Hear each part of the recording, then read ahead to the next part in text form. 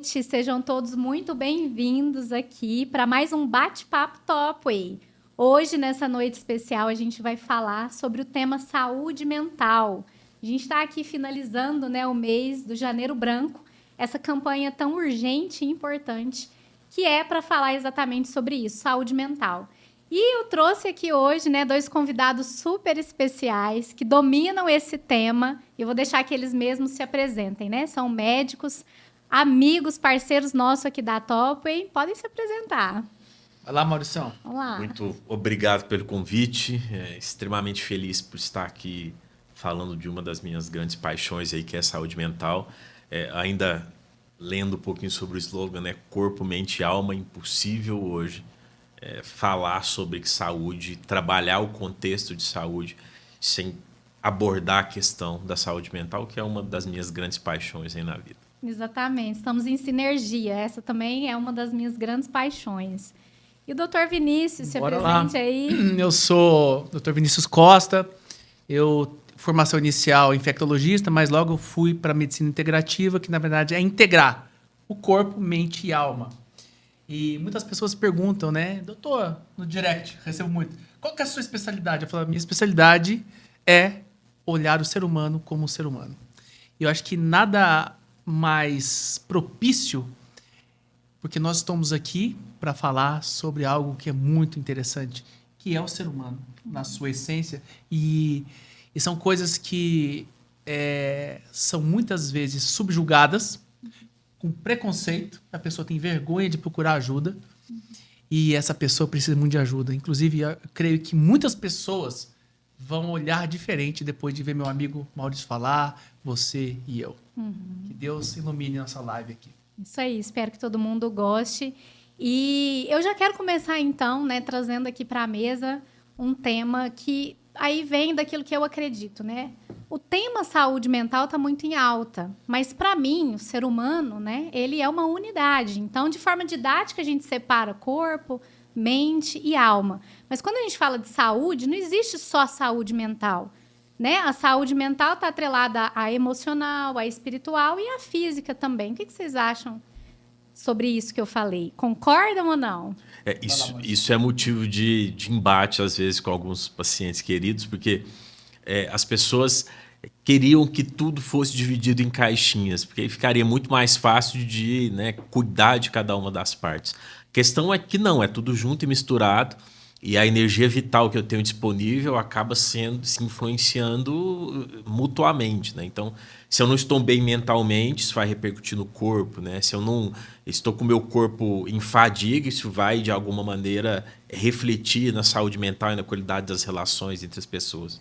Então, isso que você falou é extremamente verdadeiro e a gente não pode perder a oportunidade de, sempre que possível, falar sobre isso, porque as pessoas tendem a negligenciar algumas dessas áreas da vida e, com toda certeza, a saúde mental é a principal delas, né? Ela sempre, apesar de ter uma importância gigantesca em determinar nossa qualidade de vida, ela está no fim de uma esteira de prioridades e a gente só descobre isso quando a gente perde, né? Saúde é alguma das coisas da vida que normalmente a gente só valoriza quando perde, né? E a saúde mental nem se diga, né?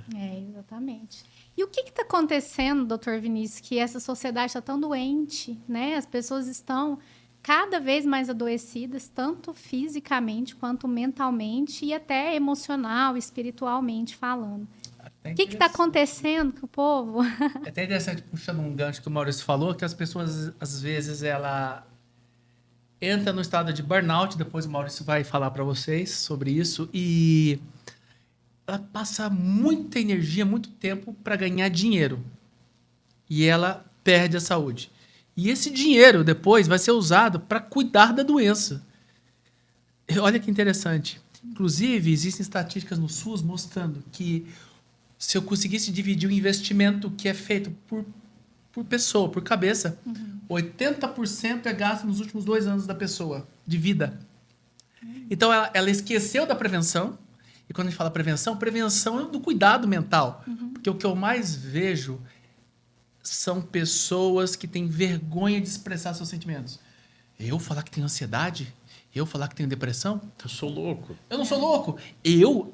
Quantas vezes eu tenho que ter um trabalho enorme. Depois a gente vai falar sobre isso mais tarde, portanto fica até o final. É sobre a questão de medicamentos. E aí, você é a favor ou é sua contra? Depende de onde ela está. A pessoa precisa ter uma depressão. Eu falar que ela vai cheirar um alecrim da doterra no travesseirinho e vai curar, cara, não vai adiantar. Diferentemente do seu filho, que tem 7 anos de idade. Pode ser que até melhore a insônia dele, exemplo. Então, acho que as pessoas, a sociedade como um si, um dos grandes motivos de frustração é o querer ser. E ele começa a se comparar com os outros, com a sociedade, com padrões que não E existem. rede social tá aí para isso, né? Rede social. Você nunca... É o conceito de felicidade, né? Eu quero ter um carro, Maurício. Aí eu tenho aquele carro, já acabou, é felicidade.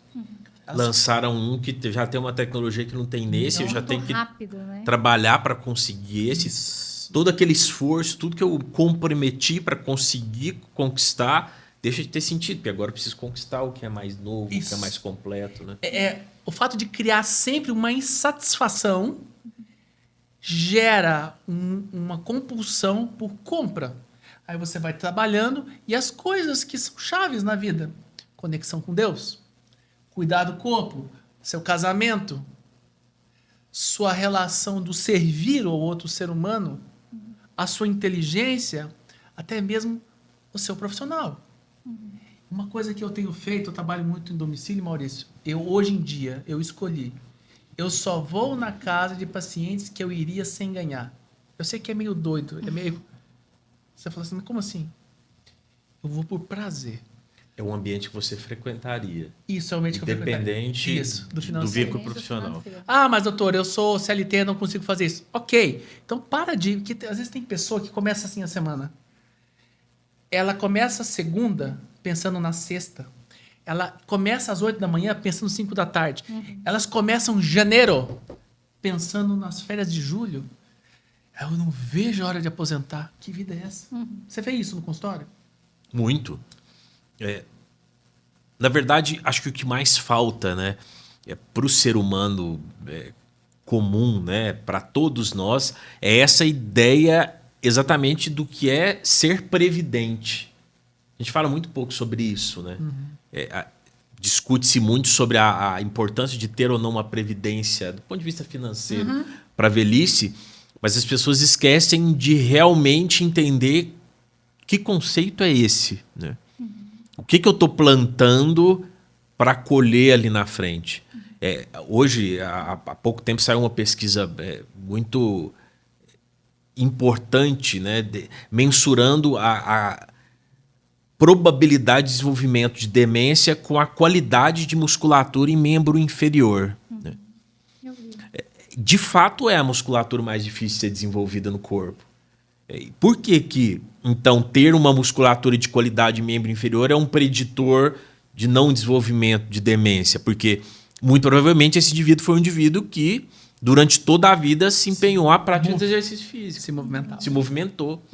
Então, enquanto nós não conseguimos interiorizar esse conceito de previdência, nós vamos continuar ainda gastando, como você mesmo disse no estudo, 80% do que você poderia gastar ao longo da vida nos últimos 2 anos para poder tratar da doença. Aí vai ter doença.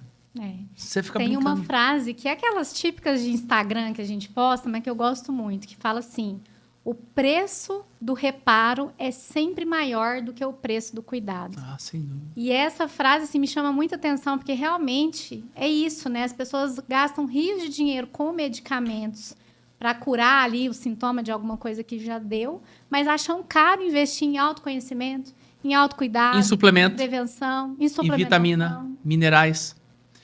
E uma coisa interessante que eu quero colocar aqui para vocês é que o quanto as pessoas têm medo de olhar para si e ver que existe um quadro de ansiedade, que existe um quadro de depressão, que existe algo mental. Enquanto as pessoas têm que pedir ajuda, e essa ansiedade, ela adoece. Presta atenção. eu ficar preocupado. Depois eu até quero uma definição de ansiedade, de preocupação. Porque dá essa impressão que a depressão é um olhar muito atento para o passado, uma desconexão com o presente. E a ansiedade é uma desconexão do agora, na qual só vive no futuro. Você está projetando o tempo todo o que ainda não aconteceu, sofrendo por isso. Sofre. Por que eu estou falando isso? Eu vou mensalmente na casa de uma paciente, uma vozinha, e ela tem Alzheimer. Gente, eu visito 40 pacientes idosos em casa. Os que têm Alzheimer não estão preocupados com a inflação. Presta atenção, que isso é verdade. Não estão preocupados com a inflação, quanto que ganha, o que vai ter de almoço, se vai taxar o Pix, não sabe de nada. Resumindo, essa paciente idosa está ótima, e eu vou suplementando, vou cuidando do intestino. Resumindo, e a filha é enlouquecida para ganhar o quê? Dinheiro. Trabalhando, fazia quibe, as coisas, trabalhando. Se alimentando mal, até que ela tem um AVC. Nossa. A filha. A filha, que era 1000 vezes mais nova que ela. Resumindo, a filha, num estresse enorme, acho que isso me tocou muito o dia que eu cheguei lá. Falei assim, cadê a fulana de tal? Ela, não, doutor, ela tá internada quase morrendo. Aí eu olhei para a mãe com Alzheimer, que não tá nem aí, no mundo dela. Isso é uma desconexão com aquilo que tira energia, Maurício. Eu achei isso muito doido. Aí eu olhei para aquilo e falei assim, gente, o quanto estar conectado, olhando coisas erradas, te adoece. E eu acho que o ponto é a gente encontrar o equilíbrio. Porque quando a gente também começa a falar assim, eu tenho que viver o agora, eu tenho que viver o presente, as pessoas às vezes distorcem, porque nesse de viver o agora, talvez elas não se precavem para um futuro que pode vir e que às vezes chega. Mas também, se eu fico só preocupado com o futuro e não vivo agora, eu estou perdendo o presente. Então, achar esse equilíbrio, a Topo fala muito de equilíbrio, né? É fundamental, concordo? Com certeza. Aí, acho que, Maurício, se você puder definir para a gente, aí tá a diferença do eu-estresse e do desestresse. Por exemplo, hoje, eu fiquei estressado, que eu falo assim, é o estresse funcional que te move. Mas depois que acaba, tranquilo. Qual que é o limiar da doença e para normalidade? Prejuízo, né? A palavra aí é prejuízo. A partir do momento em que você começa a ter prejuízo em qualquer aspecto da sua vida, passa a ser um transtorno. Cite prejuízos. Você falou muito bem, assim, né? A ansiedade é um dos nossos motores. Porque a gente aprendeu a escutar essa palavra e enxergar um grande vilão na nossa frente, mas não é um vilão em si. O problema é quando essa relação de controle e controlador e controlado é invertida. Enquanto eu estou usando a ansiedade para ser um dos nossos motores, um dos meus motores para levantar da cama, para ser uma pessoa produtiva, para construir um futuro que eu imagino que seja um futuro melhor para mim, para minha família, enfim, eu estou trazendo a ansiedade como aliado e usando ela a meu favor. O problema é quando essa relação se inverte e a ansiedade começa a te controlar. Você perde o controle sobre a ansiedade e a ansiedade começa a te controlar. É como se o sistema... Qual é o ponto de flexão, na sua opinião, que você vê? Prejuízo em relações, em relacionamentos, a relação que eu desenvolvo com o dinheiro, a relação que eu desenvolvo com o meu trabalho, a relação que eu desenvolvo com a comida, a compulsividade. A relação que eu desenvolvo com as minhas relações interpessoais, a dependência emocional. Esse é o ponto de inflexão. Esse é o ponto em que eu preciso ligar um sinal de alerta. Qual que é o maior problema? O problema é que a gente está tão envolto nas conquistas do dia a dia que, na maioria das vezes, eu não enxergo que eu cruzei essa linha. Eu começo a entender que isso é um problema quando eu começo a ter problema físico. Quando eu começo a ter sintoma físico, quando eu começo a ter taquicardia. Foi para o pronto-socorro várias vezes. Quando as pessoas que convivem... Quando eu estou em frente à minha equipe de trabalho e tenho uma crise de ansiedade e não consigo me comunicar como eu gostaria. Quando eu tenho que ir para o banheiro escondido para chorar na empresa, porque eu não estou aguentando aquela pressão toda. Quando eu não tenho paciência em casa, eu chego, preciso ter convivência com os meus filhos, preciso ter uma boa convivência com minha esposa, eu não consigo mesmo querendo. Ou eu estou sem energia, ou eu estou extremamente irritado. Então, infelizmente, a gente só enxerga quando o buraco já está muito grande, quando eu já não alcanço a borda sozinho. Eu vou precisar de ajuda. E aí é nesse momento que a ajuda profissional é tão importante. E aí eu preciso abandonar esse preconceito. Mas, doutor, você vai me encher de tarja preta, eu vou ficar babando. Eu escuto isso, e aí? Eu escuto isso todo dia. Quantas vezes, cara, eu tento encaminhar, às vezes, paciente. Você sabe quantos? Eu não te encaminho? Eu vou até a página 5. Eu sei tratar, mas, opa, passou? E eu sou um cara... Você já viu algum médico... Deixa eu te falar uma coisa. Você já tinha visto um médico ir na consulta com você? De jeito nenhum. Eu tô falando sério. Essa semana nós fizemos uma consulta juntos. Ele podia simplesmente caminhar e falar, vai lá e conversa com ela. Não fiz questão, estava presente comigo. Acompanhei uma senhora idosa, fiquei segurando na mão dela, dando segurança. Por quê? Porque o preconceito de olhar para as questões mentais é enorme. Aí eu tive que ficar lá para dar apoio emocional. Você percebeu isso, né? Demais. Para ele conseguir conversar. Mas esse preconceito também pode ter a ver com o fato de que no sistema público, geralmente, quando o pessoal vai lá, os médicos psiquiatras têm esse protocolo que, de fato, tem que... Excelente pergunta. Tem que ir lá e colocar remédio. Por que tem medo de vocês, psiquiatras? Nós também precisamos fazer uma meia-culpa aqui, né? Durante muitos anos, e ainda hoje, a psiquiatria foi praticada com uma mão muito pesada, né? Seja porque, voltando, né, recapitulando, a coisa já estava tão ruim que eu precisava realmente ter uma mão pesada, seja porque a terapêutica que a gente tinha disponível, os medicamentos eram medicamentos que ainda eram pouco seletivos, né? Resolvia o que precisava resolver, mas bagunçava o resto todo.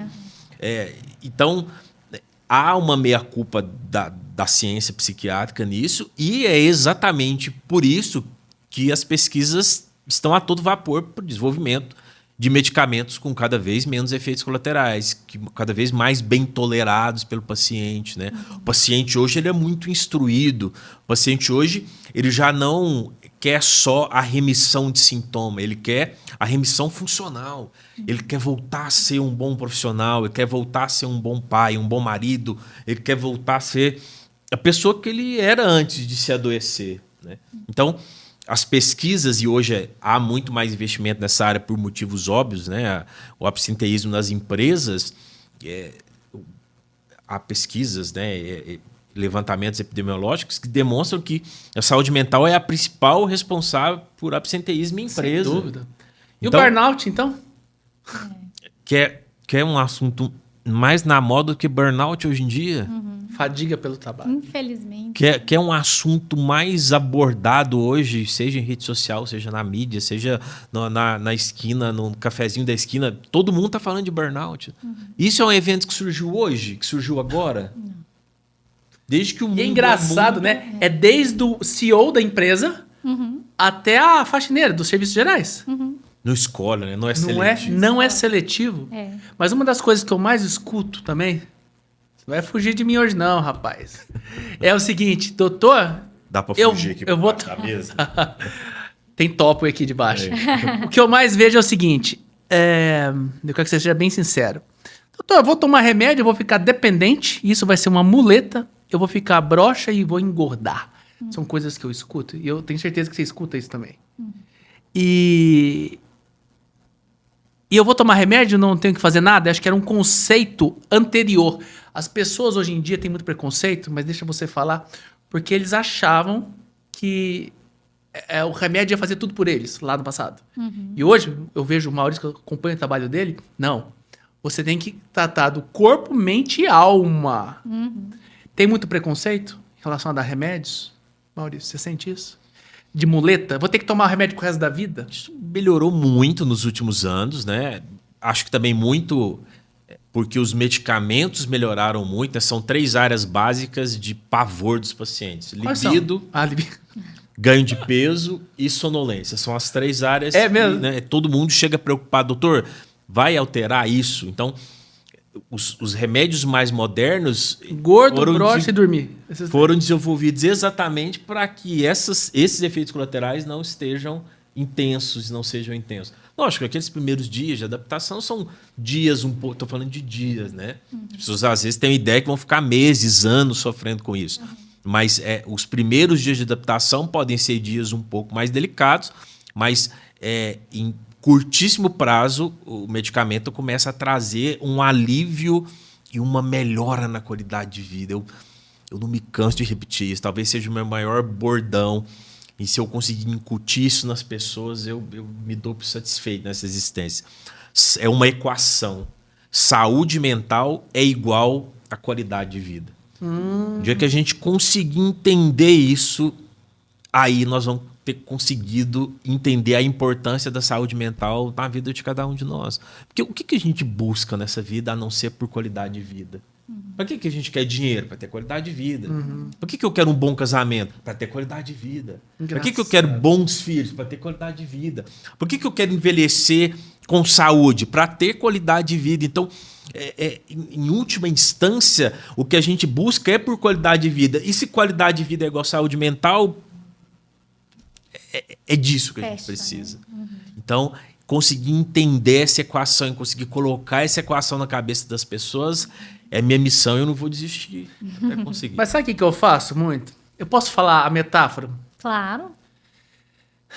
Quando as pessoas vêm buscando medicamento, eu falo assim, um dia você estava com Deus, outro dia, pode ser Mulheres Maravilhas.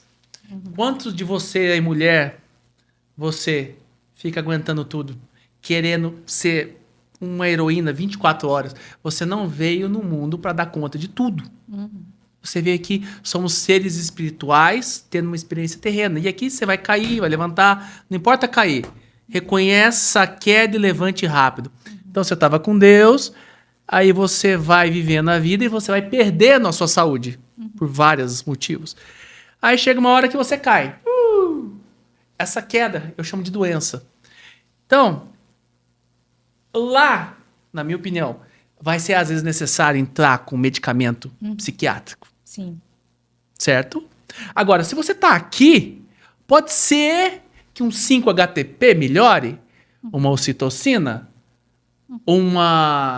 que mais? Um mulungu com passiflora, com valeriana. Ok, mas uma pessoa que está lá no chão com um quadro depressivo gravíssimo, meu amigo, Nada. você vai falar assim, vai fazer atividade física, ela não está aguentando nem tomar banho. Tô errado, Maurício? Não, isso está cientificamente comprovado. Quando a gente compara a eficácia de medicamento psiquiátrico e exercício físico, né, em paciente em quadros leves, já demonstrou-se a superioridade do exercício físico em relação ao medicamento. Olha, produção de serotonina, neurotransmissores. E qual que é o grande problema? Eu não procurar ajuda quando o quadro está leve, eu procurar ajuda quando eu estou dentro do buraco. Isso. Eu ia até fazer essa pergunta, porque geralmente quando a pessoa já está num quadro mais grave, ela própria que procura ajuda ou aí alguém da família que acaba levando? Porque num quadro de depressão, por exemplo, a pessoa perde até a vontade e de repente essa energia de estar em busca, né, do paciente. Vou contar, porque eu gosto muito desse cara aqui. Gosto de você também, da sua família inteira. Eu estava tratando um paciente. E eu trouxe ele aqui também, né? O que acontece, ó? São os super-heróis que eu falo. Até que ponto você não tá de super-herói também? E ele dando conta de tudo. A empresa dele, estudando, engenharia, recém-casado. Eu preciso crescer, eu preciso prosperar, ser forte. Preciso ser o Thor. E ele, o que aconteceu? Ele vinha a mim com um quadro de ansiedade. E eu estou tratando a ansiedade dele, tá dando Pristic até 150 miligramas. Aí, certo dia, ele me liga, que confia muito em mim, me ligou e falou assim, Vinícius, quero consultar. Aí, o que acontece? Aí, normalmente é familiar. Aí, acabei conversando com um familiar e percebi que, opa, não tá normal. Porque, às vezes, a gente acha que é uma doença e é outra. Eu tava com mania, não é isso? De um outro contexto, já de uma doença, de um transtorno bipolar, de um outro diagnóstico. Né? E não é que ele estava me enganando, não é isso. Ele estava mostrando, porque nós temos máscaras, tá, né? Só que essa máscara, às vezes, faz levar você cair no abismo. E às vezes você que está aqui escutando a gente, o que acontece? Você está com um quadro de ansiedade inicial, está com um quadro depressivo, e você acha que é assim. Igual distimia. Eu falo muito em distimia no consultório. Você sabe o que é distimia? Não. É um óculos que enxerga cinza, é um tom a menos. Sabe aquela pessoa que não vê muito graça na vida? Aquele Nossa, personagem. é um mood na vida. Ó Aquele céus! personagem. Ele é fantástico, né? Ó Assim, vida, enxerga ó assim, céus, ó azar. E às vezes, sabe aquela... Você já viu, na internet às vezes aparece isso? Aquele menininho que mora lá na África, naquela tribo, que nasceu míope pra caramba, não enxerga. E um dia o cara coloca o óculos e fala assim... "Ah!" Porque você, às vezes, você tá míope pra vida e você, por uma questão de orgulho ou vergonha, não procura ajuda ou no início, porque sim, agora no início, um 5-HTP vai melhorar, uma atividade física vai melhorar, ou coisas terapêuticas, às vezes uma conversa, uma conexão com Deus, vai ser tudo maravilhoso. Mas você se recolhe, continua sendo um herói, aí você cai no buraco. Mas Olha que loucura. Posso puxar um gancho É incrível. para algo que ela perguntou, e que eu acho que é extremamente importante a gente levantar isso aqui agora, que é a importância da família nesse processo, né? Porque, por vezes, esse cara míope, ele acha que o mundo é daquele jeito mesmo. Isso. Né? E por isso que é tão importante você ter pessoas Tenho certeza, que te amam, porque elas já enxergaram esse mundo de uma maneira diferente, e ali, naquele momento, elas conseguem apontar que algo está muito errado. Então, em alguns casos, especialmente os quadros mais graves e de alguns transtornos específicos, não vou listar todos aqui, mas a atuação da família é extremamente importante, porque ou a pessoa perdeu o juízo crítico de realidade, de olhar para a realidade e entender se que aquilo é aquilo mesmo ou não, ou a pessoa nunca vivenciou algo diferente, para ela aquilo é a normalidade, né? Esse exemplo que ele usou é ótimo. Eu vivi míope, eu sempre achei que aquela planta ali não tinha a definição. Era assim mesmo. Show. Né? Sim, e aí quando eu coloco esse óculos, eu consigo, de alguma maneira, enxergar o mundo de outra forma, né? É o óculos que estava sujo de lama e eu limpei, eu começo a enxergar. Antes eu imaginava que o mundo era todo sujo de lama, que o problema estava no mundo e não no óculos, e agora limpando o óculos eu percebo que o problema era comigo.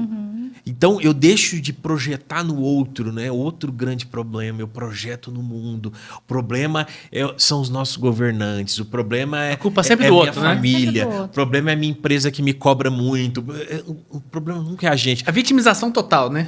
que é o caminho mais fácil, porque enquanto o problema Eu é não o estudei, outro, eu não tive oportunidade, não fiz faculdade. enquanto o problema é o outro, eu não tenho que me empenhar para resolver, o problema não é meu. Não tem autorresponsabilidade, né? Só que eu concordo com você, mas eu discordo num ponto. Você está falando que o papel da família é importante, mas às vezes, quando você olha, isso é bem sistêmico, a família inteira está doente. Boa. E ele, o que faz? Você olha para sua mãe, ansiosa compulsiva. Você olha para o pai, ansioso compulsivo, desde pequeno. Aí fala que é genética ou ambiental? O comportamento é esse. Aí tu olha pro cachorro, o cachorro também é compulsivo, com esteatose hepática. Aí, às vezes, meu amigo, a doença vai fazer ele acordar. Não Bert podemos Hagen é um esperar. autor que ele falou o seguinte: o que é a doença? Nada mais é do que uma compensação de algo ou alguém que foi excluído. Vou repetir. O que é a doença é uma compensação. Tipo, ação-reação. De algo ou alguém que foi excluído. Ah, você tá obeso? Você excluiu atividade física.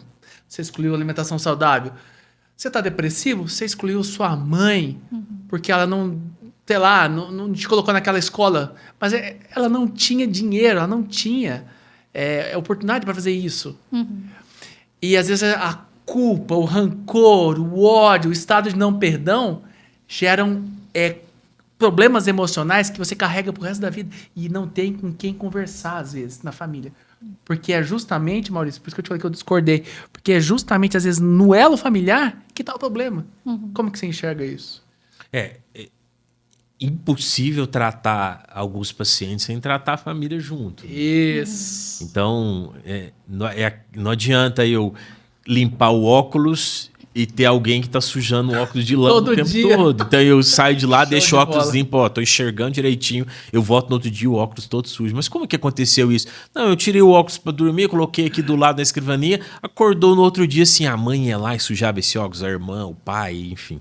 Então, essa questão do outro, né? Essa questão relacional, como eu me relaciono com o mundo, como eu me relaciono com os meus pares, como eu me relaciono com as pessoas com as quais eu não gosto, com os meus desafetos, tudo isso é determinante para o desenvolvimento Que legal. ou não de determinados transtornos. Considerando isso, olha que interessante. Até que ponto... Posso contar minha metáfora? Que eu Isso, você começou... Eu ia contar a metáfora. Imagina que aqui é uma sauna, beleza? Sim, Você tá me enxergando? embaçado. Embaçado, bem pouco. Você tá enxergando a porta? Menos ainda. Menos. Quando você movimenta, pode ser que você bata em alguém, agrida alguém? Sim. E assim mesmo? Essa é a doença mental. Eu conto essa metáfora no consultório. Essa é a doença mental. Você não consegue enxergar direito, você não sabe direito o que está acontecendo. Você está vivo, mas você está se machucando e machucando os outros. O que eu penso? Às vezes, se já está lá no processo de doença grave, o que é o remédio? O retirar da névoa, da sauna, do vapor. Ok? Quando eu passo o medicamento, ok? Quando eu passo, porque quando o negócio está grave, eu ligo para ele. Sem vergonha nenhuma. Aí ele passa. Quando tá grave, eu passo. É ele que passa, não é? Só que eu não largo da mão do paciente, não largo. Aí eu faço um combinado. Eu falo assim, olha, tirou a sauna? Agora é o seguinte, não vem usar o remédio como muleta. Não vem usar a religião como muleta, nem o remédio, muito menos eu, muito menos o terapeuta. É você que vai ter que levantar dessa cadeira e você vai ter que caminhar até a porta. A porta é a cura. Quanto tempo? Sei lá, 4, 6 meses?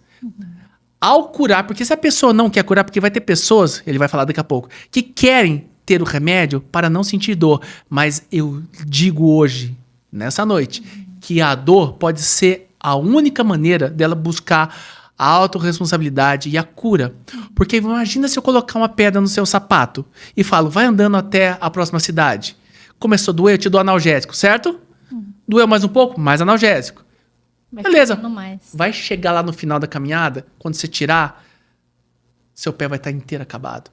É como se tivesse um cano quebrado e eu jogasse massa corrida. Até que ponto muitos médicos não passam remédio como uma massa corrida e está enganando os vazios, os embrólios emocionais. E você acha que o remédio, como você não tem sintoma... Falei mesmo, viu? Como você não tem sintoma, tá tudo bem, eu tô curado. Não tá. Você tá medicado, você tá sedado. O que você pensa disso? Exatamente. Penso que todo santo dia me procuram com essa proposta de um remédio milagroso que vai resolver os meus problemas. Quisera eu ter esse remédio ou não, né? Que ele entrasse, o problema saísse. Esse remédio não existe. Não existe. Se eu, medicamento é ferramenta. Agora, o que eu vou fazer com a ferramenta? Se eu entrego uma faca como ferramenta, ou eu vou me ferir alguém, ou eu vou preparar um banquete com a ferramenta. O que vai ser feito com a ferramenta depende de cada um. Faca parada na bancada da cozinha não faz absolutamente nada. Ocupa o lugar na gaveta, só isso. Então, o medicamento precisa ser enxergado como ferramenta. E que uso eu vou fazer dessa ferramenta, cada um vai saber. Certo, Tem mas você gente- acha que as pessoas estimulam com consumo de nutrientes, atividade física dentro da psiquiatria? Atividade física, mudança de comportamento. Isso é uma Essa boa é uma realidade. pergunta, né? Porque também se eu E aí? estimulo isso, eu estimulo a melhora do paciente, eu deixo de ter esse paciente sobre o meu grupo de pacientes. O borracheiro precisa do prego. E aí, eu sei que é uma coisa polêmica, mas a gente tem que falar. De responsabilidade, né? Mas aí eu vou até puxar o gancho do que eu ia falar, que às vezes o próprio paciente inconscientemente não quer curar. Porque ele tem um ganho secundário, que é a necessidade de ser visto, de chamar atenção. Porque às vezes tem algo lá na criança interior dele, né? Eu puxando agora um pouquinho para o meu lado terapêutico, que não foi curado. Então, de alguma forma, aquela doença coloca ele no ponto de ser visto, de ser cuidado, ou até de ter uma desculpa, né, para não ter que enfrentar a vida, ser assim, que é né? difícil demais. Ser aceito. Por ser assim. E isso não é nada assim, a pessoa não se organiza para isso, não é algo racional, é inconsciente. Mas é muito importante, junto com o tratamento, né, da parte física ali, com os remédios, dos sintomas, esse tratamento para o olhar mais do autoconhecimento, terapêutico mesmo, acompanhamento com um bom psicanalista, né, ou psicólogo, para justamente a pessoa entender lá na origem do problema. Também tem preconceito, né? Demais. Eu? Ir pro psiquiatra? Não sou louco. O terapeuta? Eu não sou louco. Aí eu te perguntei, antes de começar, eu perguntei, o que é loucura? O que Freud falava? O que a literatura fala de loucura? É a ausência do normal? Mas o que é normal? Eu falei hoje para um paciente, seu exame tá 15. Mas quem falou que é 15? Foi um estudo? Foi um estudo com qual população? Que idade? Padrão, né? A ferritina... Que padrão que é esse? É por isso que é importante o processo. Eu acho que a gente precisa olhar aonde que você está no processo de adoecimento. Tá lá embaixo, cara, vai ter que usar medicamentos, os melhores medicamentos. Só explicando para você, uma parte médica que ele falou, quanto mais barato o remédio, mais ele atira em tudo quanto é lugar. Você sabe o que é sniper? Aqueles atiradores que atiram só naquele lugar, certeiro. Quanto mais caro o remédio, mais sniper ele é. Tô falando bobeira? Ele é mais seletivo. Entende? Só que no exército Complicado, inteiro, hein? você tem pouquíssimos snipers e tem um monte de soldado raso, que é o que a gente tem de arsenal terapêutico, que a gente usa esse Do termo SUS, né? sujo, né? No sentido de atuar em vários receptores diferentes. Então, enquanto mais receptores esse remédio atua, mais sujo ele é do ponto de vista farmacológico, mais efeito colateral vai ter, porque ele atua onde eu quero, mas também atua onde eu Efeito não colateral. quero. Né? E aí vem efeito Aí colateral. vem efeito colateral. Mas para as pessoas que estão nos ouvindo agora, lá em casa, se você tá aí no seu sofá, né, nos ouvindo, como que essas pessoas vão identificar se elas precisam começar agora com um tratamento mais de cuidado mesmo, Estilo né? de vida, só com a mudança de estilo de suplementação, estilo de vida e tudo mais, uma atividade física, ou se ela já precisa buscar um psiquiatra. Porque, como a gente falou, o remédio ele vai ser usado quando já está grave, quando já está lá, caído, né? Mas como que essa pessoa que está nos ouvindo agora vai identificar, então, para que lado ela vai? Será que ela é capaz de fazer o autodiagnóstico ou o ideal seria, então, ela procurar um psiquiatra e o próprio psiquiatra fazer esse direcionamento? Excelente pergunta. Para mim, você tocou no ponto primordial. Você já perguntou e respondeu. Né? Hoje, em nada justifica. A gente vive a era da informação, né? Em nada justifica ter dúvidas em relação a isso e não procurar por uma assistência profissional. Seja de orientação, seja já de tratamento, mas não deixe de buscar por ajuda. Percebeu que alguma coisa está fora do lugar, percebeu que você está tentando muito e está muito difícil, percebeu que está tudo te exigindo muito mais do que exige do meu colega aqui do lado. Para ele tirar essa barra daqui para colocar aqui, ele tem um esforço, para mim é um esforço pesado, hercúleo, eu tenho que levantar, eu tenho que pôr força, preciso de um carrinho para pesado fazer isso tá aqui chegar disfuncional, né? aqui. Então, se tá pesado, se tem sofrimento, e normalmente não precisa ser um sofrimento que eu esteja percebendo, mas que todos em minha volta estejam percebendo, é motivo de parar e procurar por orientação. Pode ser que não seja aquele momento e esse profissional vai te dizer, não, olha, acho que ainda não é esse momento, mas para que você não chegue no fundo do poço, você precisa cumprir antes, algumas etapas. Né? O problema é que a maioria das pessoas não querem essa resposta também, porque isso vai exigir dela que ela faça algo por si, que ela se movimente, que ela se exercite, que ela Coma melhor. coma melhor, que ela preze por relações mais saudáveis, que ela entenda e saiba impor os próprios limites, aprenda a dizer não. sem pesar, pensar, pô, vou falar não pro Vinícius, ele vai ficar triste comigo. Não, isso não pode acontecer. Se eu, tem uma frase que eu gosto muito, né? De a gente engole muito sapo. E é isso mesmo. Enquanto eu não aprender a falar não, e que esse sapo não é meu, eu vou continuar engolindo muito sapo. O problema é que a gente não digere sapo. Ele vai acumulando, e uma hora ele vai chegar aqui, eu tenho que vomitar. O problema também é que a gente não consegue aprender isso, e aí eu falo por experiência própria, só porque a gente sabe que falar não é importante. Então, a gente falar isso aqui, a pessoa lá de casa vai falar, não, realmente eu preciso falar não. Só que se ela busca só uma mudança de comportamento racional, porque ela entendeu, na hora que ela falar o não, vai doer nela. Era isso que acontecia comigo. Quando eu tive síndrome do pânico, né? Foi a primeira coisa que falaram, não. E meu sintoma era na garganta. Então, eu dava ânsia de vômito. A analogia do sapo, né? foi boa. Foi ótimo. Lembrei na hora.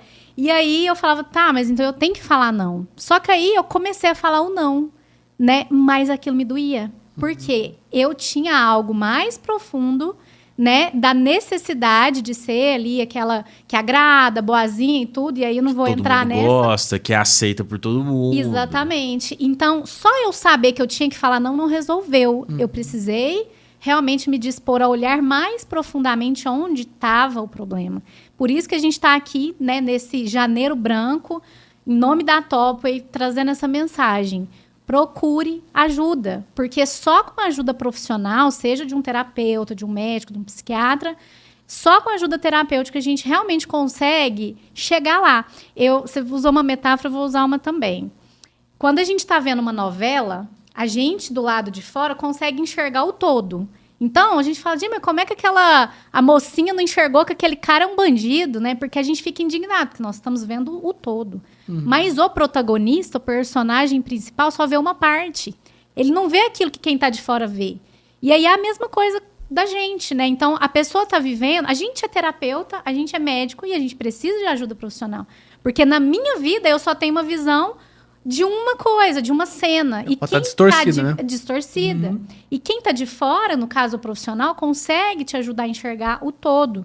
Então, procure ajuda profissional. E se você tem dúvida, vá no médico. O próprio médico é que vai, então, te indicar se está na hora ou não de usar o medicamento. A gente pode ir tranquilo lá, que se não tiver na hora, você vai falar. Você sabe que não é comigo. Se chegar babando, não sai dormindo? Porque o doutor Vinícius manda para você, mas às vezes chega em você manda para ele de volta. Tem uns pacientes muito engraçados, tem uns que abrem a porta, abre devagar, ressabiada, assim, olhando o que tem ali, se tem uma camisa de força, se ele vai sair dali, né? Então, você vê a que grau que chega o desconhecimento das pessoas em relação à questão de saúde mental. Né? E isso que você disse, né? Acho que serve para levantar um pouco a bola para falar dessas campanhas de conscientização, né? A gente tá... O que você acha do janeiro? Vendo esse janeiro branco agora, que inclusive é uma campanha, não sei se vocês sabem, surgiu em Uberlândia, né? Surgiu de um psicólogo daqui e que ganhou projeção mundial agora, né?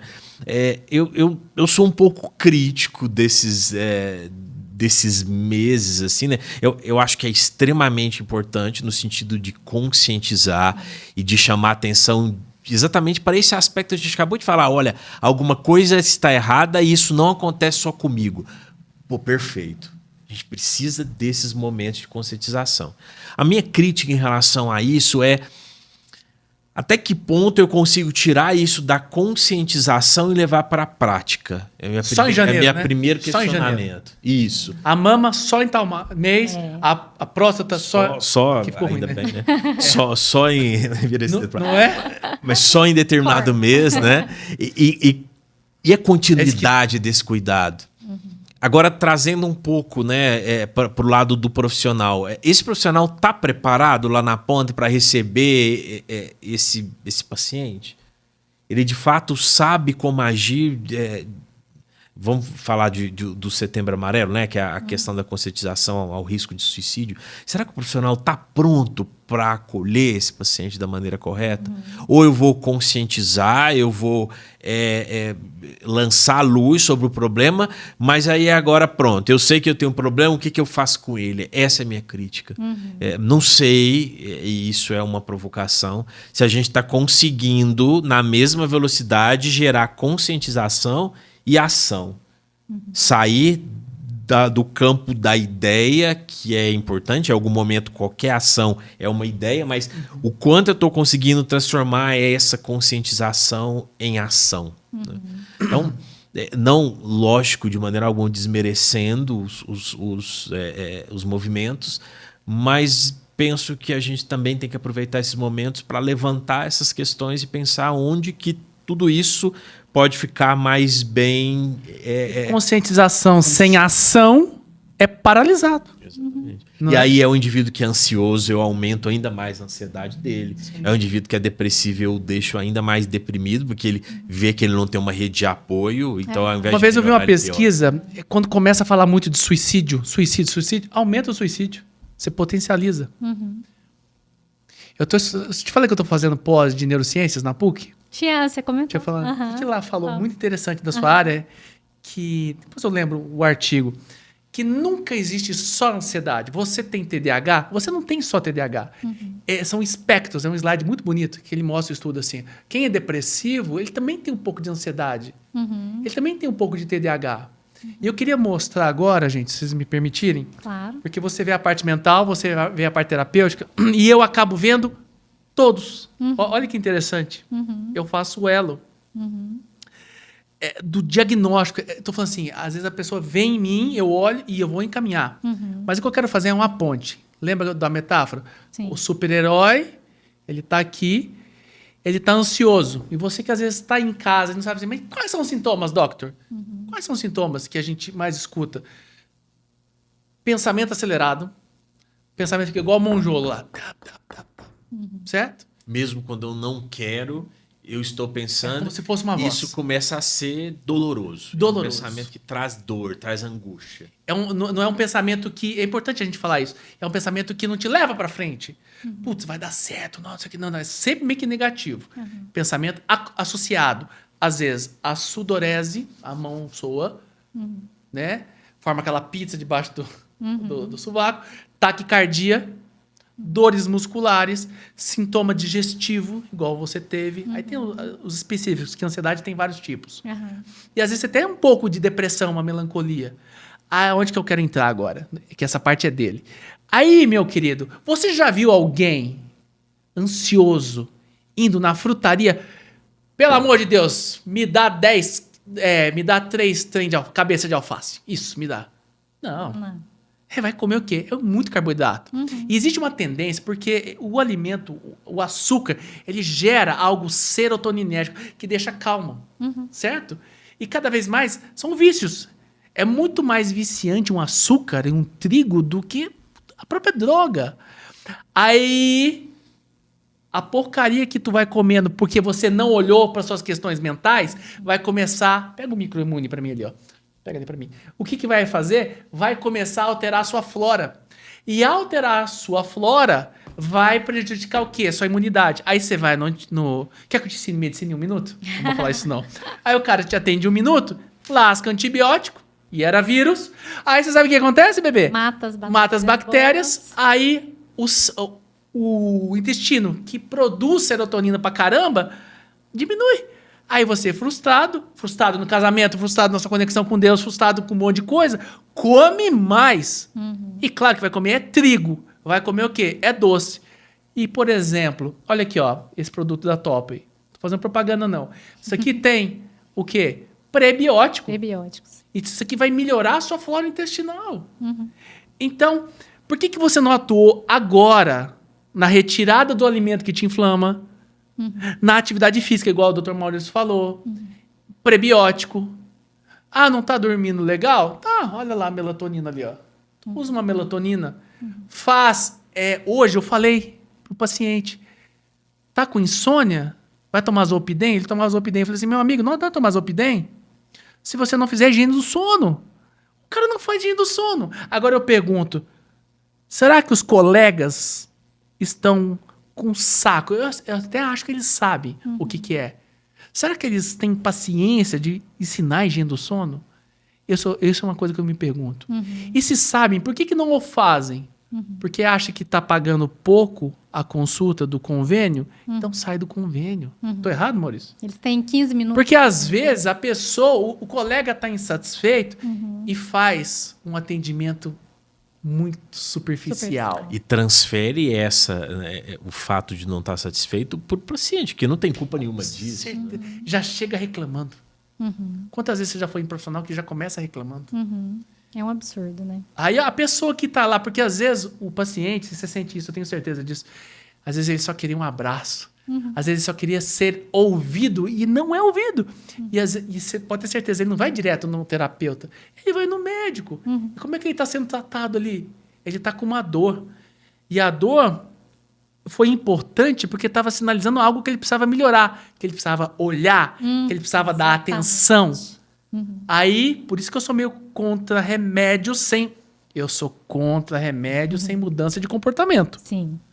Porque senão, você tomar remédio sem mudança de comportamento te afasta. E a gente vai... Faz sentido? E a vida vai trazer novamente uma outra situação talvez mais grave para te dar de novo a chance de olhar para Isso é Jung. O Jung fala o seguinte, já vou passar para você. O Jung fala o seguinte, se você não entendeu o motivo das dores que a vida te deu, fica tranquilo. O universo vai te mandar outras. Enquanto você não aprender, volta. Enquanto o pra aprendizado você. não acontecer, vai vindo. É. Isso aí. E eu acho que daí advém essa geração que são Frankensteins químicos, né? Eu tenho a dor a angústia, eu tomo antidepressivo. Eu tô insônia, eu tomo o remédio para insônia. Então você... Eu tomo um remédio, me broxou, eu tomo Viagra. Isso, você vai Uma virando. coisa vai desencadeando a outra. Eu tomo o Venvance para prestar atenção, o Alprazolam para me sedar, à Porque aí noite eu os não durmo, Zolpidem. porque eu tô tomando ele. Mas é Quando você vê, você tá com 10 resultado medicamentos. É resultado também até de uma formação da própria medicina Cada focada vez mais demais segmentada. no especialista, Sim. né? E não Cada naquele vez mais integralista, segmentada. né? Que consegue É isso. olhar o ser humano como um todo. A gente, inclusive, na Topway, tem a comunidade, né? E lá na comunidade a gente tem vários amigos, parceiros que são profissionais, terapeutas, médicos. Inclusive, o Dr. Vinícius está conosco, né? Você precisa gravar uns Maurício conteúdos lá, viu, também. Maurício? São Meu profissionais que a código gente, já tem, a gente fala que tem o selo Topway, né? O que significa ter esse selo Topway, né? Fazem parte da nossa comunidade. São profissionais que olham o ser humano como um todo, né? São profissionais que podem até ser especialistas em algo, mas que se você for lá, ele vai te olhar no corpo, na mente, na alma, como um ser humano. Porque se você olhar só uma parte, vira um Frankenstein, como você falou, e aí Exatamente isso que vai tem virar uma bola acontecido. de neve. E aí eu começo a tomar remédio por efeito colateral do outro remédio e isso é um ciclo sem fim. O Vinícius acompanha isso muito, né? Às vezes ele recebe pacientes lá, até muito mais do que eu, com polifarmácia, polimedicada, assim, que tem uma frente e verso de remédio todo dia. E olha... Como que nós vamos lidar com tanta interação medicamentosa? Como que eu vou lidar com tanto efeito colateral? Como que eu vou saber que se isso é sintoma ou efeito colateral? Então, começa a surgir tantas questões. Perdeu, né? Sim. Inclusive, em uma live com o Leandro Ladeira, a gente cunhou esse termo que eu carrego, né? E acho que representa muito do que eu penso da medicina hoje, que é o doutor tarja branca. Em oposição a esse doutor tarja preta. E aí surgem esses questionamentos. Mas espera aí, você é médico contra medicamento? Não. Você não entendeu o conceito. O conceito é que medicamento sozinho nunca vai ser suficiente. Né? Nunca vai ser suficiente. Então, enquanto o medicamento é um instrumento para o equilíbrio no momento em que o desequilíbrio, que o caos está imperando, ele não pode ser fim, ele precisa ser meio. O medicamento precisa trazer a ferramenta, precisa trazer o equilíbrio. E a partir daí, o que eu vou fazer com esse equilíbrio? Eu vou transformar minha vida, eu vou transformar o meu estilo de vida, eu vou transformar a minha alimentação, eu vou transformar a relação que eu tenho com o meu próprio corpo, né? Que antes era uma relação de predação e agora é uma relação harmoniosa. Então, é isso. Se nós conseguimos entender que o ser humano precisa ser a gente precisa enxergar o ser humano na sua totalidade e que essa pílula mágica para resolver os problemas de saúde mental até existe, mas eu brinco em consultório e digo, o milagre pode até acontecer, mas o santo precisa ser você, porque não tem outro jeito, você precisa ser o agente transformador, porque se o milagre aconteceu e você não entendeu o processo, lá na frente, quando eu precisar de novo do milagre, eu não vou saber o que fazer. Então, que indivíduo é esse? Que paciente é esse que eu estou devolvendo para o mundo? É um paciente sadio ou é um paciente que depende de mim? Ou um paciente que depende da tarja preta? Por isso, a importância de praticarmos cada vez mais essa medicina tarja branca, em que o medicamento não é um fim, mas um meio para alcançar o equilíbrio. Mas, Maurício, eu vou fazer uma pergunta para você, sincero. Aqui não foi nada combinado. Quantas aulas você teve na faculdade? Aliás, pergunta para nós dois. Fala assim, doutores, quantas aulas que vocês tiveram sobre nutrição saudável, estilo de vida, vitaminas, já está balançando a cabeça. Questões terapêuticas também, por que não? Essas coisas ditas naturais. Eu vou falar do relatório Flexer depois. Que é onde, nos Estados Unidos, começa o relatório Flexer, é onde a indústria farmacêutica, não é teoria de conspiração, não, cada um pensa de um jeito. A indústria farmacêutica, do carro lá, um dos caras mais ricos dos Estados Unidos na década de 30 lá, foi lá... Rockefeller. Falou assim, tá, eu vou patrocinar as faculdades, mas eu tenho as indústrias farmacêuticas, os trabalhos, os conceitos são nossos. Tchau homeopatia, tchau medicina ayurveda, tchau essas coisas. E a partir disso, ele começa a ter controle das faculdades do que se estudaria. Aí, o senhor estudou quantos anos sobre coisas mais... Para fazer a tarja branca... Quantos anos? Esquece. Não dá ano nunca. Nunca. Uma dúvida mesmo. Na faculdade a gente não de medicina, tem. A gente não aprende a cuidar da saúde. Agora, os currículos novos estão mudando um pouquinho, trazendo, mas nós não tivemos psicologia médica, por exemplo. Nossa, gente. Nós não tivemos. O nosso currículo antigo... Nunca. Não contemplava isso. Não tinha. Vitamina. Gente, a gente ficou 15 anos. Doença. E quando você tem martelo como único instrumento, você enxerga prego em tudo quanto é lugar. Então, você não tem... O que eu acho que a medicina tinha que ter?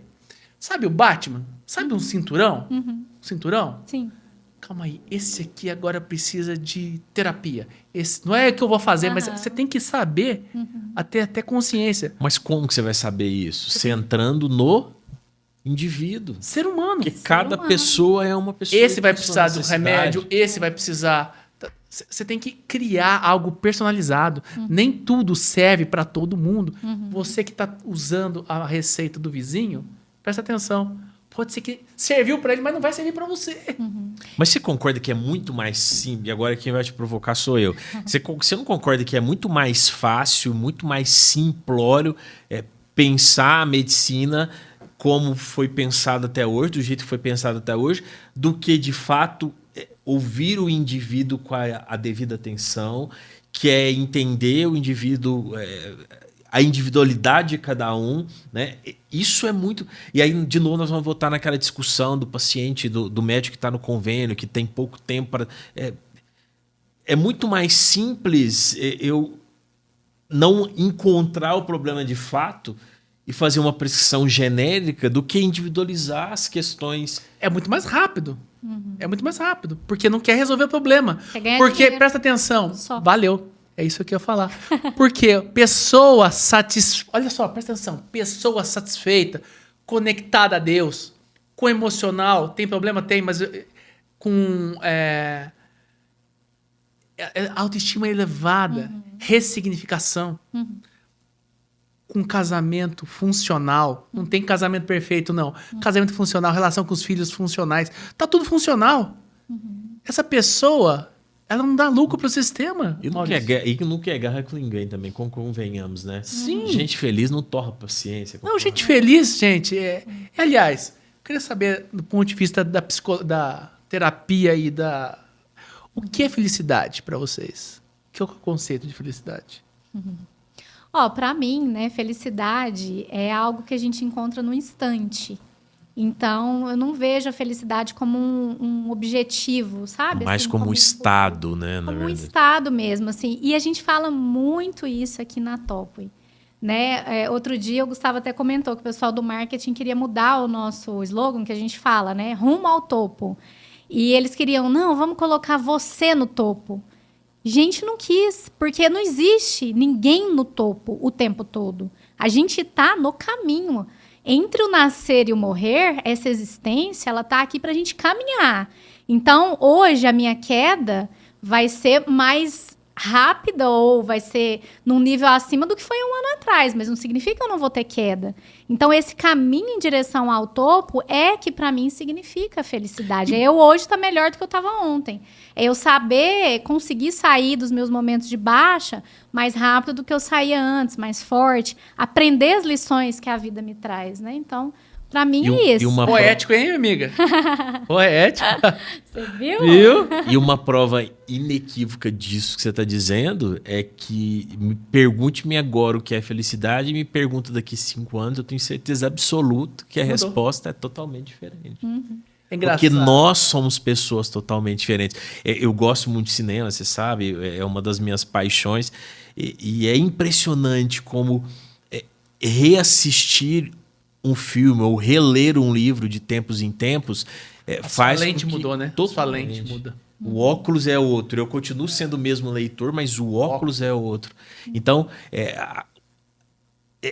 faz um exercício, compra um carro que para você era um carro de uma marca desconhecida. No outro dia você vai ver um monte de carro desse na rua. Quer dizer que os carros foram para a rua? Não, você começou a perceber aquele carro dali para frente, porque agora é um carro que você conhece. E tem gente que acha que a felicidade é o contrário de tristeza, né? E não é. O contrário de tristeza é a alegria. Felicidade, você pode ser feliz ainda em momentos tristes. Então, a gente precisa voltar a pensar sobre isso, até para a gente se perceber um ser, né, melhor. Porque, geralmente, quando a gente começa a colocar essas coisas na cabeça, a gente não se entende bem, de repente eu tô passando por um momento de tristeza e que é válido eu estar triste. Eu perdi o emprego, eu tô com um problema no meu relacionamento, triste, né? Tô em luto, e tá tudo bem, tá triste, né? E isso não significa que você não é uma pessoa feliz. Isso significa que você tá passando por uma fase e que é importante até, porque tem que ter o polo oposto, né? Então, é isso. Então, diga. E é por causa, só pegando uma... Às vezes você que tá assistindo aí, você tá aquela coisa dúbia, né? Do ser e do ter. Às vezes você tá sofrendo, por quê? Porque você colocou, quando eu tiver, eu vou ser. Isso é, quando eu tiver minha casa própria, quando eu tiver com tudo aquilo que eu quero, aí eu vou ser feliz. E você não precisa ter para ser. Só que enquanto você não entende, parece ser fácil isso, mas para muitas pessoas que estão assistindo, não é essa questão. Porque ela olha no elo familiar e todo mundo foi uma vida inteira, gerações sistêmicas, buscando ter para poder sim ser. E às vezes elas nunca vão ser. E outra coisa que vocês falaram do processo, da questão do rumo ao topo, na Harley tem um lema que eles falam, que a alegria da viagem da Harley não está na chegada. Está no trajeto. Está no trajeto. Então, não adianta como você vai estar lá no final da vida, se o durante a vida que foi o mais belo. O que você seria sem os seus tropeços, os seus arranhões? Foi, na verdade, tudo que aconteceu com você na sua vida... Que te moldou. Te moldou, fez que você desviou para um caminho melhor, que você caiu. O seu músculo espiritual só aconteceu pelas coisas que muitas vezes você amaldiçoou lá no passado. Que é isso que o Maurício falou. São os óculos. Hoje você teria inteligência emocional para fazer de maneira diferente. E às vezes você passa uma vida inteira se lamentando de coisas que você não teve, de coisas que você não fez. E a felicidade estava ali. E a gente busca demais, né, esses objetivos finais, mas a gente passa muito mais tempo na jornada, no caminho, do que no destino final. Então, é até inteligente a gente buscar ser feliz no caminho. Porque se lá no objetivo final Porque se lá no objetivo final, não. Na verdade, tem até uma frase, né, filosófica, agora não vou lembrar o autor, mas que fala que os fins justificam os meios. A gente tem que ter cuidado. Maquiavel. A gente tem que ter cuidado ao interpretar essa frase, né, e o contexto do que ele diz, porque, na verdade, os fins justificam os meios, mas os meios para chegar lá precisam valer a pena. Princípios e valores. Princípios e valores. Por quê? Porque o objetivo final, é como eu disse, vai ser um tempo muito mais curto do que o tempo da jornada. Então, eu faço, né, aproveitando o gancho aí, peço para que vocês aí em casa façam essa reflexão. Tá valendo a pena a jornada? Tá valendo a pena o caminho para você chegar onde você quer chegar? Porque também, doutor, o que você falou é super importante. O dinheiro, ter o bem material, ele é importante, não deixa de ser.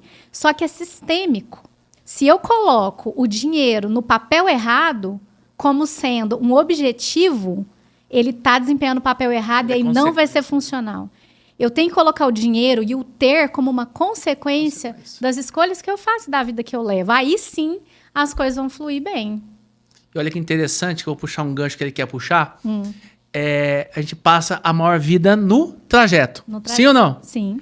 E no trajeto, a gente passa a maior parte do tempo no trabalho. Só que como você tá no trabalho? Você tá amaldiçoando? Como é que tá seu status ali? Lembra que eu comecei falando, você tá pensando nas férias, no 13º? Sim. O cara já entra pensando na aposentadoria. Aí eu te pergunto, o que você pensa do burnout? Obrigado. Precisava ter essa oportunidade de falar sobre isso. Eu coloquei a bola no pênalti, meu querido. Boa. Você está falando muito sobre burnout hoje em dia, né? Muito, muito. A definição, primeiro. O burnout é um esgotamento associado ao trabalho, né? E como ele está no DSM, que é um código de doença, as pessoas já associaram diretamente ao... burnout é uma doença. Não, burnout não é uma doença. Importante deixar isso muito claro. Burnout é uma condição de possibilidade de agravo à saúde, nesse caso relacionado ao trabalho.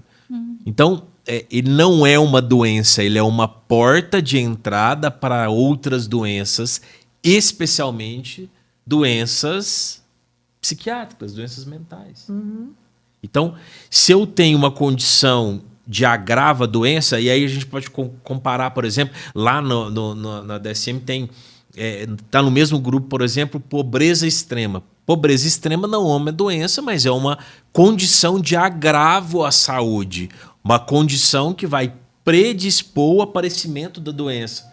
Então, o burnout é uma condição relacionada a um agravo de saúde no ambiente de trabalho. Então, o quanto o meu trabalho está sendo uma porta de entrada para o meu adoecimento mental? Essa é a pergunta que tem que ser respondida e não, o meu trabalho me adoeceu e agora eu preciso ficar afastado tantos anos, eu preciso me aposentar. Não, nós precisamos entender que processo foi esse, que porta e como essa porta foi aberta e quais foram essas doenças e como elas se manifestaram. Então, eu tenho um componente genético familiar para o desenvolvimento de transtorno grave e ansioso, por exemplo. O burnout é uma associação que vai predispor o estupim. Então, o gatilho da coisa. A culpa do burnout não é da empresa ou da gestão. Diria que seria algo interno que a pessoa já tem essa predisposição? Não, o trabalho é uma condição de agravamento. Então, um pano de fundo. Isso. Eu estou trabalhando mais do que eu deveria. Eu tenho uma pressão maior do que seria aceitável. As relações que eu tenho com os meus superiores são relações desrespeitosas. Eu tenho respeitado no meu trabalho condições mínimas de saneamento, de descanso, de boa convivência entre os meus pares na empresa. É isso que tem que ser respondido. Então, se essas condições não estão acontecendo, eu estou mais suscetível, mais sensível ao desenvolvimento desses transtornos. Então, o burnout não é a doença.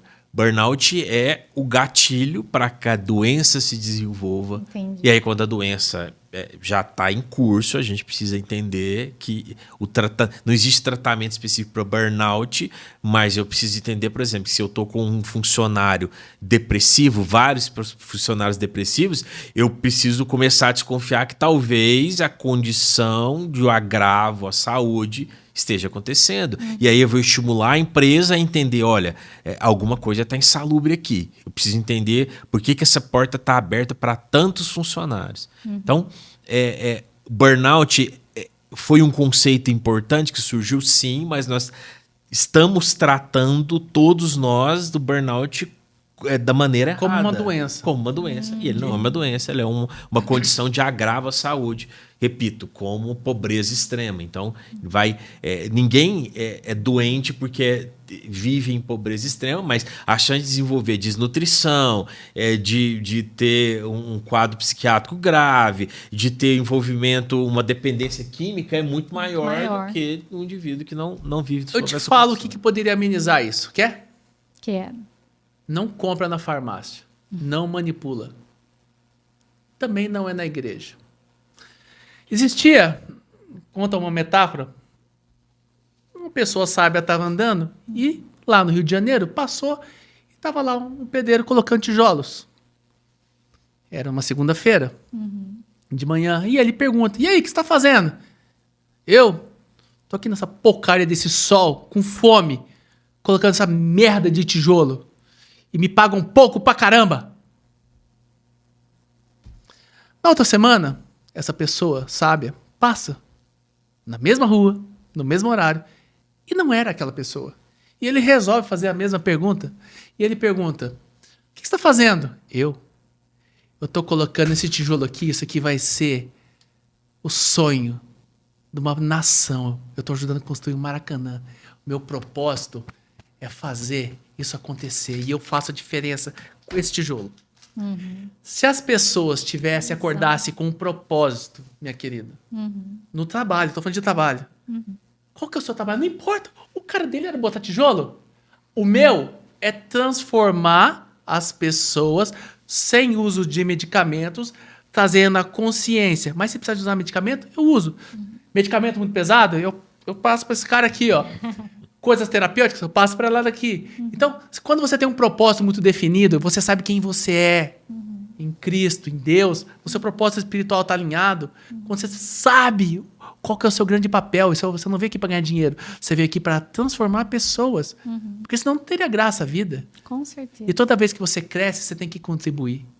Eu acho que o propósito é uma grande chave para você não ter isso.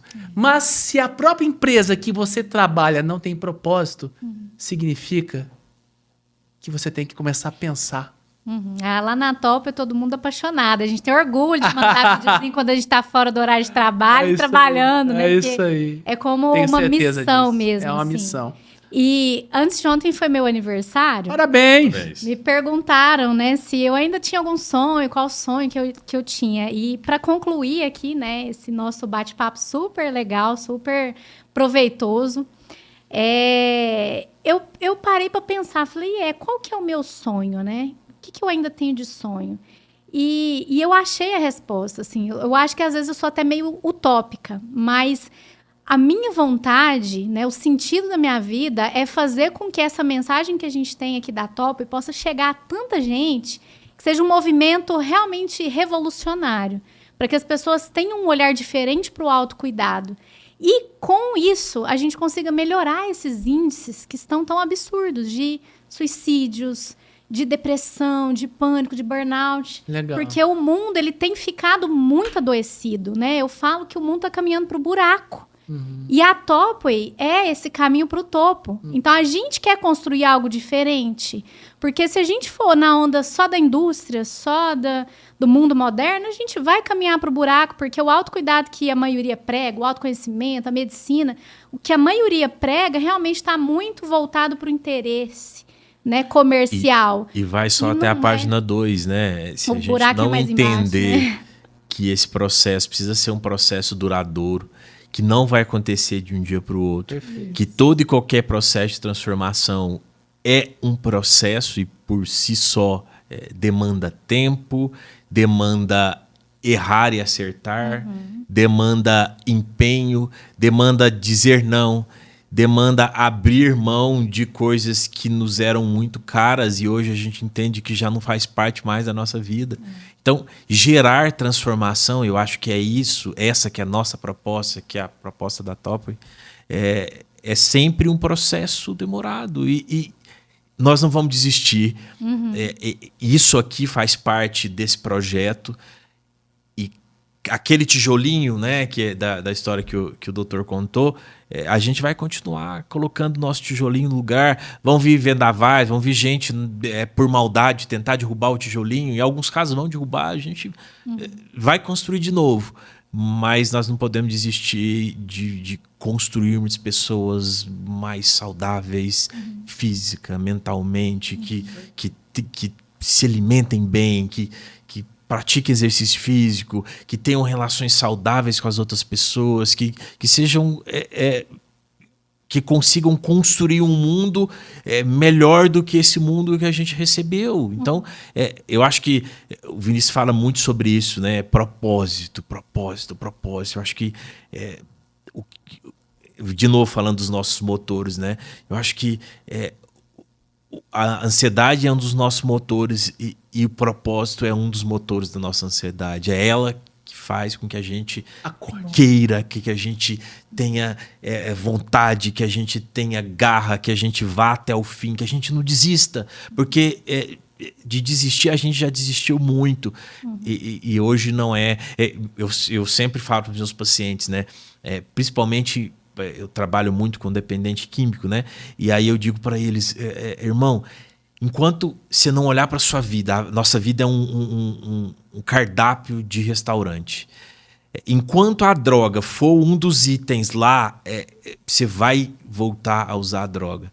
Você precisa pegar esse menu, você precisa pegar esse cardápio, tirar a droga dali e começar a viver com os outros itens que tem ali. Porque enquanto a droga é seu prato preferido, enquanto ele estiver ali, você não vai conhecer outros pratos, você vai continuar... Eu amo bife à parmegiana, eu vou continuar indo naquele restaurante só comendo bife à parmegiana e não experimentando os outros pratos maravilhosos que tem ali. Opção, né? Então, enquanto o dependente químico tiver como... a droga como opção, ele não vai conseguir se desvencilhar, porque os problemas vão acontecer, porque a vida real é assim. O casamento vai ter problema, sim, o trabalho vai ter problema. Eu saí de casa e, sei lá, bateram no meu carro, eu não tenho grana nenhuma para consertar.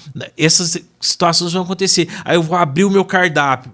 Qual é a primeira coisa que vai pular na minha frente? A droga. Então, enquanto eu não tirar da minha vida, e isso a gente pode estender para qualquer aspecto, enquanto eu não tirar o pessimismo do meu cardápio, enquanto eu não tirar a falta de propósito do meu cardápio, enquanto eu não retirar do meu cardápio a ideia de que só o que importa é o que diz respeito a mim, que o todo não é importante, eu não vou conseguir realmente prosperar. Então, acho que a mensagem final que eu queria deixar tá relacionada a isso e foi um prazer estar aqui. Incrível, né? Como a gente vai falando das coisas que a gente gosta e flui tanto. A gente tá aqui há um tempão. Não teve briga, né? Você viu? Deixa uma mensagem Vamos final lá. também. Eu acredito que você que está nos escutando, a gente está falando de doenças mentais. Primeira coisa, reconheça. Peça ajuda. Porque às vezes o seu orgulho...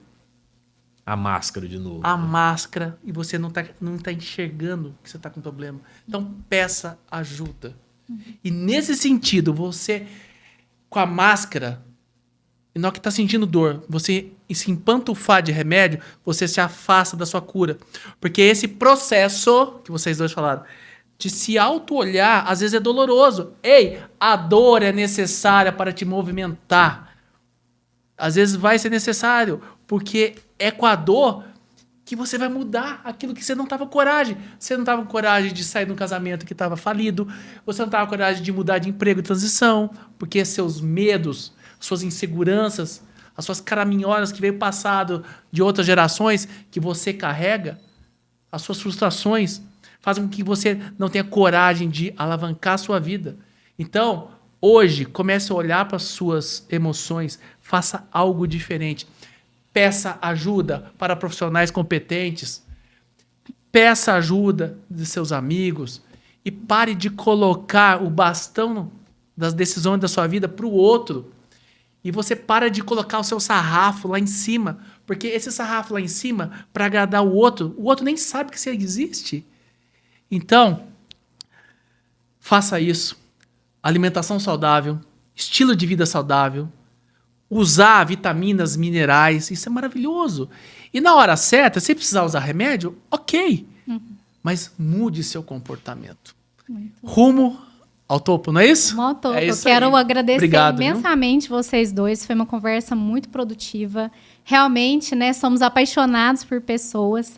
Amém. E eu acredito muito num mundo melhor a partir de pessoas melhores. Então, é a começar em mim, em você. E eu entendo também, né, que a mudança de resultado que a gente quer no mundo, na nossa família, na sociedade em geral e na gente mesmo, ela só acontece a partir de 3 pontos. O primeiro deles é o que a gente fez aqui, é o despertar. Alguém precisa sacudir as pessoas que estão ali mortas-vivas, vivendo só no piloto automático, achando que está tudo certo, que é isso mesmo, para que elas despertem que existe um mundo melhor. Aquela miopia, que ela coloque o óculos para, tem algo diferente, tem algo melhor. E depois do despertar, aí precisa ter uma mudança de mentalidade. Porque se eu não mudar a minha mentalidade, não adianta eu tomar um remédio, não adianta eu começar uma academia que vai voltar, que vai parar, que não vai ser sustentável. Tá no cardápio, Tá continua no cardápio. E aí o terceiro ponto, mudança de hábito. Então, depois que eu despertei, eu mudei minha mentalidade, aí eu preciso mudar de hábito. Aí é o que você falou. Não é ficar só na conscientização, não é só a campanha do Janeiro Branco ou do Setembro Amarelo, tirar a bunda da cadeira, mudar de hábito, é fazer academia. É o diabético que aumenta a insulina, mas não para de comer doce. Isso. Melhorar a suplementação, a absolutamente nutrição. Ninguém pode fazer por você, Ninguém. por mais que a pessoa te ame. Então É tem isso. coisas que são só... não adianta eu falar pra você, fica aí que eu vou ali na academia fazer uns meia hora de exercício. Você vai sentir sua musculatura melhorando aí, isso daqui a Não pouco eu tô de adianta. volta. Não Impossível. adianta. É sobre isso, gente. Obrigado, muito viu? obrigada, valeu demais. Rumo ao topo? Rumo ao topo. É isso aí. Um abraço, gente. Um abraço. Obrigado. Tchau, tchau.